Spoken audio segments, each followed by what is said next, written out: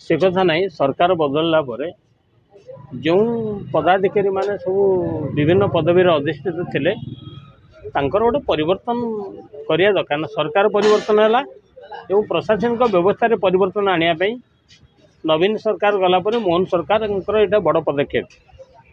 विशेषकर भरतपुर घटनाटी सारा भारत वर्ष में चर्चार केन्द्रबिंदु पलटिबारु से राज्य सरकार टिके बदनाम हेले पारिबा पणिया प्रश्नवाची सृष्टि है।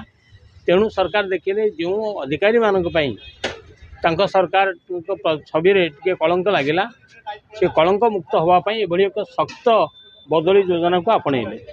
प्राय 50 पुलिस अधिकारी इनको बदली कर आमर सीपी डीसीपी सब रही। अवश्य एवं संजीव पंडा खराब लोक नथिले कि एबे जे आसिले सी जड़े देवदत्त सिंह जे सीपी आसिले सी जड़े पारिबा लोक कहीं मालकानगिरी एसपी थिला बेले माओवादी को मुकाबला क्षेत्र में अद्भुतपूर्व सफलता से पाई। सी टे निरपेक्ष एवं सठिक ढंग से काम कर कौशल जना। गत सरकार बोधे टे अपांग कर बसई देते। तेणु गत सरकार जो मैंने अपांग थे माने अलड़ा थे ए सरकार से लड़ी। सरकार भावुं जे ना सरकार भावुं गत सरकार जो मैंने सब बोलोकरा थे कथा रखुले से पुलिस अफिसर को विभिन्न जगह नियुक्ति देते बोली नवीन सरकार यही काम करते मोहन सरकार सन्देह प्रकट कले। कहले से गत जो मैंने सब पदाधिकारी थे परिवर्तन कले बोधे किसी नुआ आशा भरोसा तैयारी हम। तेणु बोधे मोहन सरकार एभली एक सशक्त कदम उठे सब पुलिस अधिकारी बदली कर। मुख्यमंत्री घोषणा कले सब पुलिस को यातायात खर्च एवं जो 9,000 टका लेखे परवर्ती समय 2 चकिया 4 चकिया जान दिगला किंतु हठात कि देखला बेलू परदिन सब अधिकारी मान चेंज कर।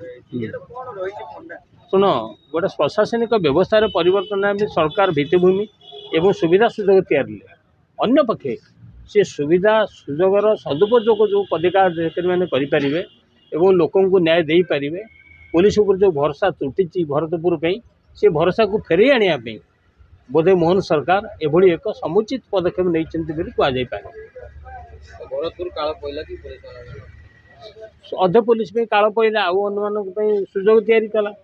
तेणुक भरतपुर पुलिस केते भूल केते ठीक भिन्न कथा आम तो जुडिशियरी बर्तमान इनक्वारी करुचे किंतु भरतपुर पुलिस भरोसा दे पारानी राति अधर जड़े महिला को जो उच्चक्त महिला को उच्चक्त पुलिस जोड़ाए भूल मिसिले गोटे ठीक नाला तार परिणाम जो मैंने पदाधिकारी थे पड़ा।